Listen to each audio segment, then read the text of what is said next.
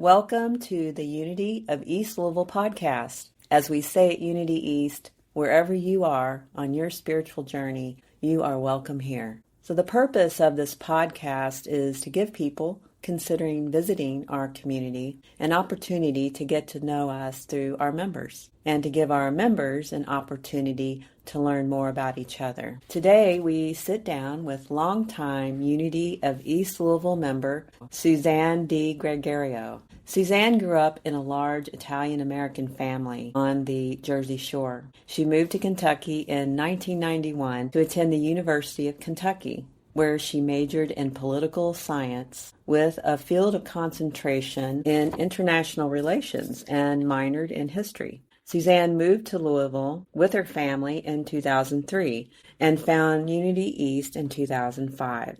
She runs the food pantry and coordinates volunteers for a community ministry. Hello, Suzanne. Hey, Rebecca. Now, this is interesting because usually I'm the one doing the interviews. And now I'm in the hot seat. Thank you. Thank you for You're welcome. So, Suzanne, did you have spiritual inclination since childhood, or did that develop later? I think I did, but I wouldn't have understood it as such at the time. So in the 70s and 80s, I was always that kid who couldn't wait for the next episode of In Search Of, because I was always trying to get a sense of the larger reason why we're here, the larger story of humanity. And I came from a large family. So it was 6 kids, 9 people living in 2,100 square feet. So when you live like that, it's a never-ending opportunity to practice living within a social dynamic. And it was also chaos. So the sense of how do you manage the chaos of living so in close proximity to so many people? So I had developed this interest in right and wrong, or what I would call now ethics, but I wouldn't have had that word back then. And so again, I had a curious mind, so I was trying to figure things out on my own, and somebody gave me this children's Bible. So I started reading this children's Bible because it was full of people talking about right and wrong. And while I was moved by the Jesus parts, some of the parts really scared me. I mean, there was Abraham, Isaac, and the big knife, and people always trying to figure out how not to make God mad. Right. And so for me, spirituality wasn't so much this community experience I was rooted and grounded in, but more of a curiosity, trying to understand the world. And I also was a very world-centric person. Even as a child, I was always reading about kids in Africa, really curious about how other people and other children lived. And I was very curious about the Soviet Union, because as you probably remember, you're relatively my age, that the Soviet Union was presented to us as the enemy. It wasn't the air raid drills like our parents had in school or whatnot, but it was still very much there in the public consciousness. And so I was curious, and we had these encyclopedias, and when you opened it up, it had a map of the world. And so I'm looking and I'm like, well, there's us, the United States on that map, and there's the Soviet Union on the same map, on the same world. So why aren't we figuring this out? And I would trace with my finger sitting there in the hallway, Union, Soviet, Socialist Republic, over and over again. And I would think about how there were children there, my age, and that if things were different, perhaps we could be friends, but we can't, because we can't seem to figure this out. How can we figure this out? And so looking back, most of my life, I would have just seen that as, oh, that's how I was as a kid. But now I see that as spirituality, because it's an early predisposition towards oneness consciousness, right? You're asking questions. Yeah. You're like, oh, we're all one. So what's going on here? So another ongoing theme of my life is love of community. So in my early 20s, I wanted so badly to find a spiritual community. I wasn't raised with religion or spirituality, really, like I said. So I visited a lot of churches, and there were things that I saw, the way people took care of each other, looked after each other. There were gaps for me. So I went to college. I moved to Kentucky because I wanted to go to the largest school that I could get into, because I wanted to be around the most diverse group of people that I could find. Again, that curiosity about the world. I majored in international relations, which probably isn't surprising given my interest in that oneness. And I had some friends from India, and they introduced me to Eastern spirituality. And it was like an awakening. So it was yoga, and it was meditation, it was Buddhism. And I loved how Buddhism really focused on inner reality and also on ethics. Because again, there was that interest in, how do we treat each other? So when I read James Redfield's Celestine Prophecy series, there was something he said in there that really put into words what I was thinking and feeling. And he said that each world religion seems to focus on some aspect of goodness, like they're specializing, they're burrowing down. So for Buddhism, it was inner peace and ethics. And for Christianity, it was sacrifice to a larger purpose and service. And Islam, it was surrender to God. And for Judaism, it is a sense of mission. It's like they know who they are across history and what they serve. And I remember going to a synagogue for a Torah study, and we spent the whole time just focusing on the meaning of like 2 sentences. And I was like, oh, you get me. Because that's how I would be, just really burrowing down into concepts. And so I don't know much about Hinduism, but I bought a bag of Gita because I'm really curious to get a sense of, where their heart is. What are they specializing in? And I think that's why I couldn't find my place in one tradition, because I want the whole container, right? Mm-hmm. I'm trying to find out the underlying oneness. So what I did find, though, in my studies, and again, this was before I found unity, it was my early 20s, or mid-20s, early 30s, is that every religion had some concept of the golden rule in their sacred scriptures. And so I found this aggregation of all of them. I think it was like 15 religion, and the quotes with their golden rule aspect. And so I printed it, and I would read them over and over and over again, thinking, okay, maybe the golden rule is the underlying connective tissue of world religions. Okay. So with all that, with looking at all the different traditions and going to all the different churches, what finally drew you to unity? Well, that's a great question, because it really was a turning point. It was the early 2000s, and I was a young mother living in Lexington, and I was fairly isolated because all my college friends had moved away, and I was a fan of Marianne Williamson's spiritual books. So this was before she entered politics, and she was just writing spiritual books. And she had taken over a pulpit of something called a Unity Church in Michigan. And so I was like, what is this church that Marianne's going into that, and, is it for me? And so I Googled, and I learned that Unity's co-founders in the 1890s, Charles and Myrtle Fillmore, were Christians who studied Buddhism and Eastern traditions, looking for the underlying connectivity between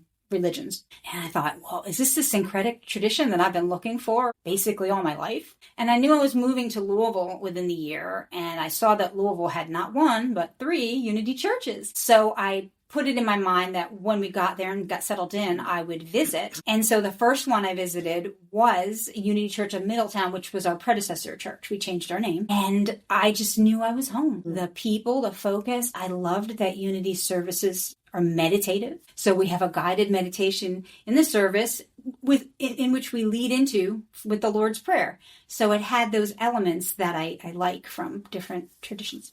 Okay, yeah. So Unity has 5 principles that they live by. How do the Unity principles inform you how to live your life? How would you describe that? Well, Unity teaches that we humans are made in the image and likeness of God. So what that means is that we too have the ability to create. And I found that empowering, because before Unity, I kind of felt like life was happening to me. And then once I started studying Unity principles, I realized, wow, life can actually happen through me, and I can partner with spirit in creation. The process that I have with using Unity principles is, if I'm thinking about something I want to create, whether it's a quality I want to invoke in myself, or if it's a goal or some way that I'd like to serve, I first anchor into spirit. Spirit is Unity's word for God. Because I want to get a sense of, okay, should I want this thing? Is this in my highest interest? Is this in other people's highest interest that may be impacted by it? Because I don't want to make those decisions just from one part of me, like ego. I want it to be more of a totality experience.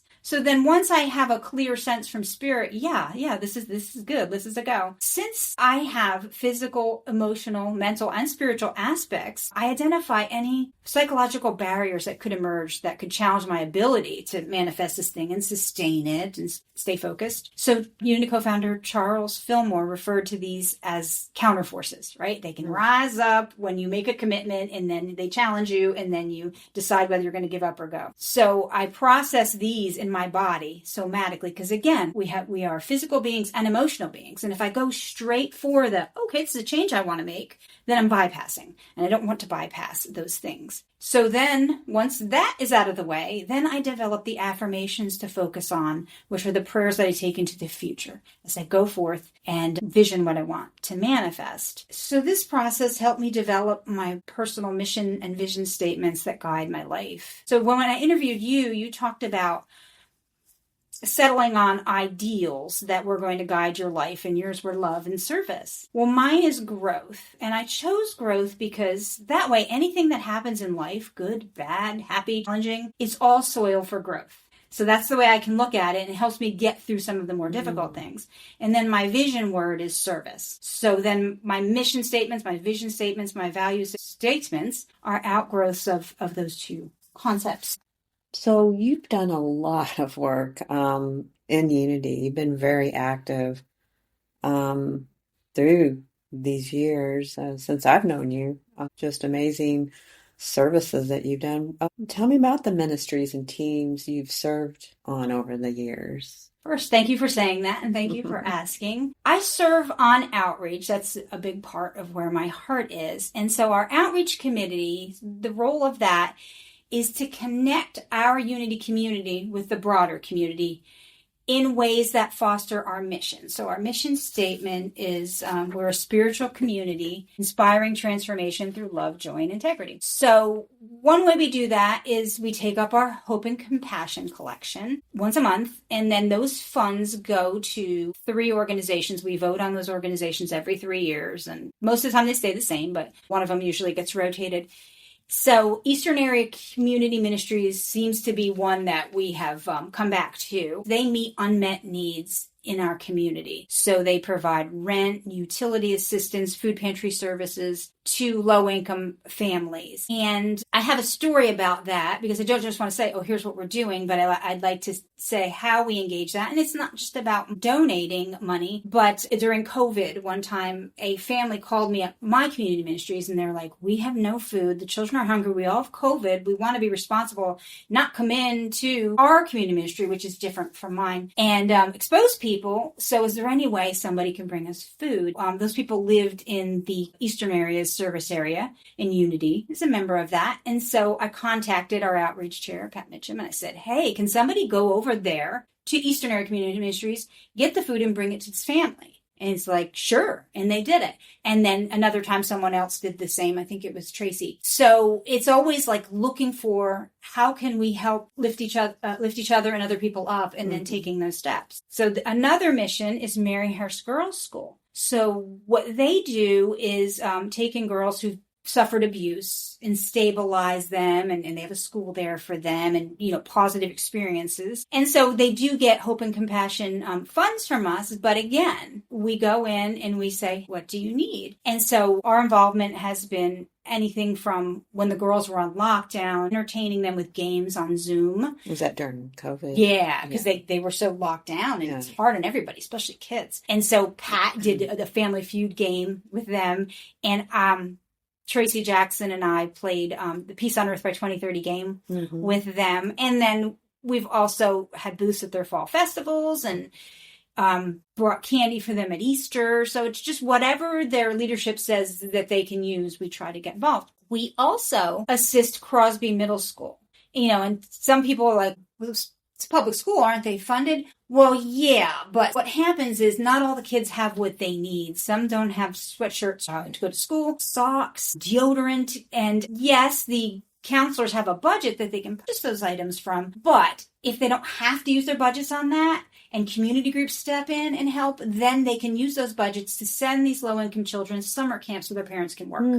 So it cycles around to benefiting all. And then another project that we supported was the Resonant Peaceful Cities Project. So going back to the 90s, there's lots of data, scientific data, that suggests that when 0.5% of an area's population meditates on peace, that the crime rates go down. And it was the Transcendental Meditation Group who did those scientific peer-reviewed studies. So this other group's not connected with the TM group, Resonant Peaceful Cities Project. They wanted to try it using a grassroots approach. So going into cities, have people in the cities organizing the meditators, because they know who's the lay of the land and who's doing what, right? And then they had a data scientist from the University of New York at Albany, Dr. Kadeen Reinhold, crunched the statistical data. So Unity East in 2022 and 2023 was the anchor organization, meaning we built the coalition.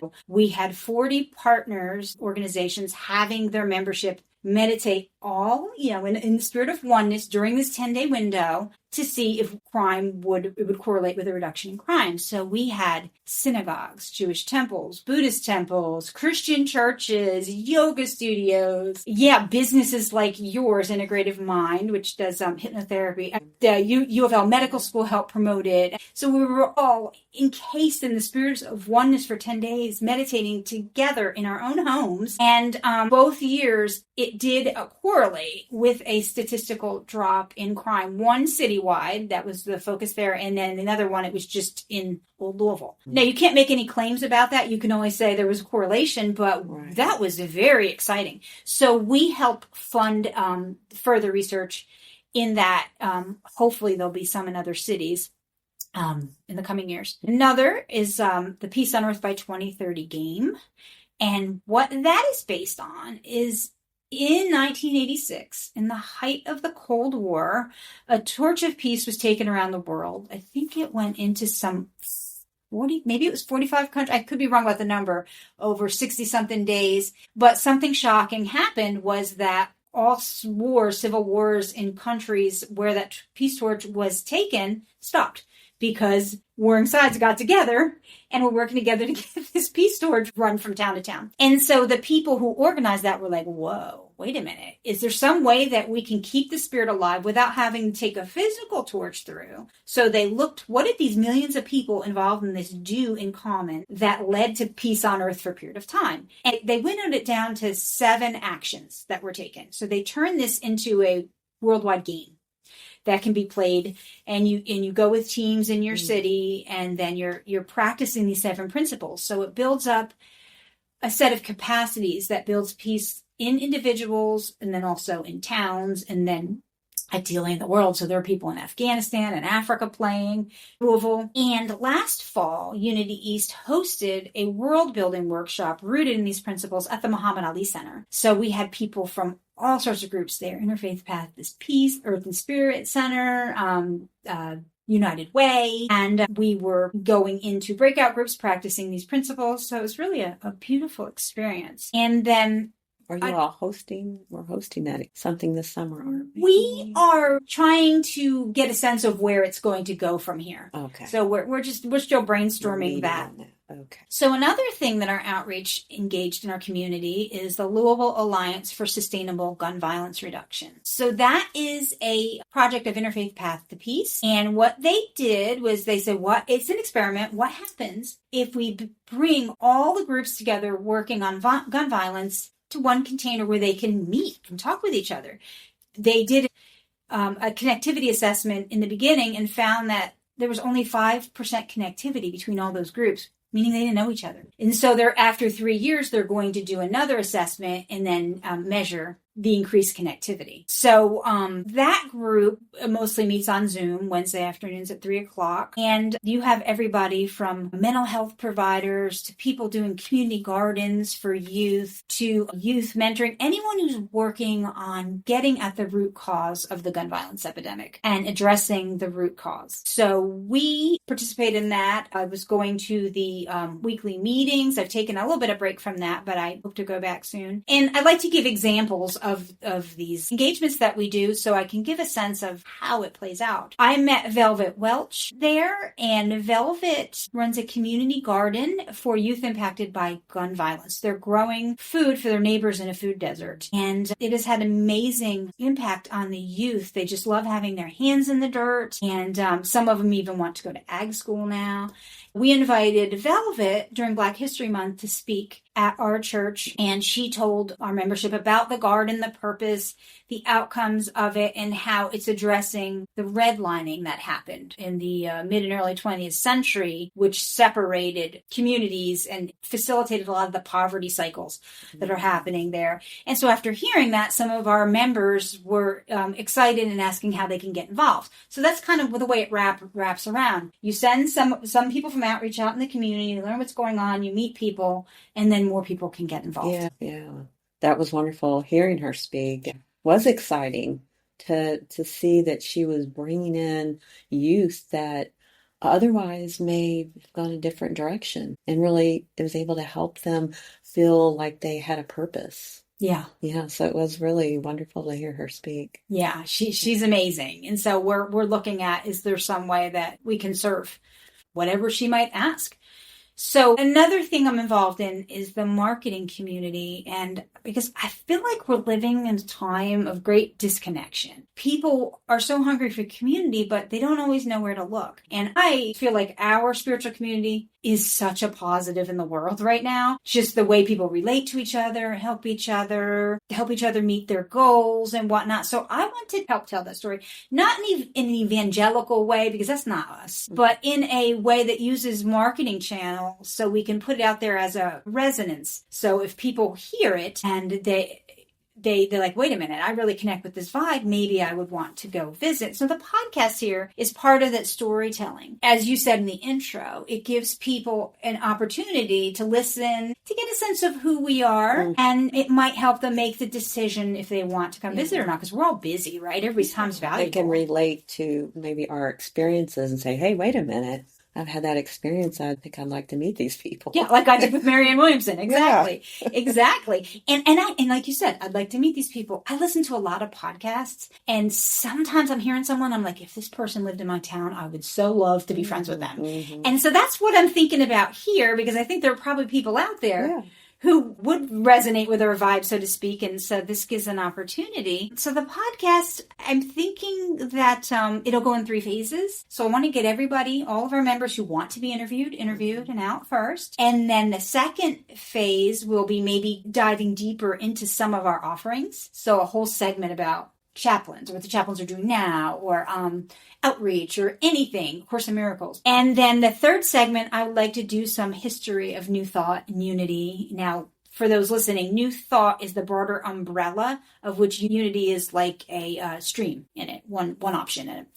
Now, I want to say up front that the audio quality may not always be perfect. I can't guarantee you might not hear somebody's dog barking in the background at one point. Just because I'm learning. I'm learning how to edit, and I'm busy. You're doing I a great work, job. I have a family. You're doing a fantastic job. I hope to get that perfection going probably by phase 3, but I just wanted to let you know the most important thing is to get the voices out there right now. Yes. All right. Well, Suzanne, this has been really lovely. Is there anything else you'd like to share? Yeah. One last thing. I just want to say that I love how Unity is experiential and experimental, because if I were an apostle, I would be Thomas. I'm going to be the one that's putting the finger in Jesus' side. It's just because I have to experience things myself to anchor them. And as I said earlier, no spiritual tradition contains everything I need. Unity contains enough of it. And I love the people here. Nobody's ever going to tell you what you need to think or what to believe. When you walk in our church, you're greeted right on the wall. It says, wherever you are in your spiritual journey, you're welcome here. And we really, really mean that. I mean, there are times when I'll say to Reverend Val,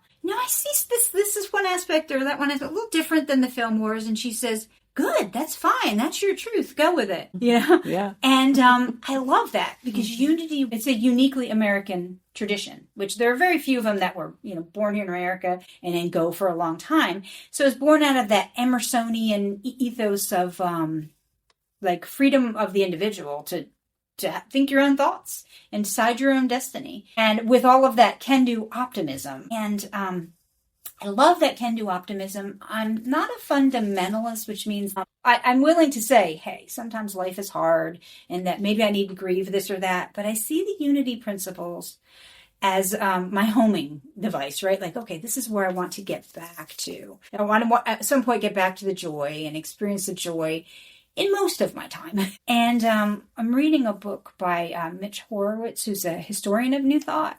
And he talks about James Joyce, who was a pioneering psychiatrist in the early 20th century. He wrote varieties of religious experience, and he was very into New Thought. And he talked about how you can tell if a spiritual tradition or religion is good for a person. And this school of thought was called pragmatism, and it says, is it affecting your actions? Is it making you a better person? Are you serving better? And I really feel like unity, I know it does it for me, but I think it does for others too, because you see it during the service when we greet each other. Yeah. In love and joy. It truly is. If you're in the room, it's like, wow, you're enveloped by the love. And visitors are like, wow.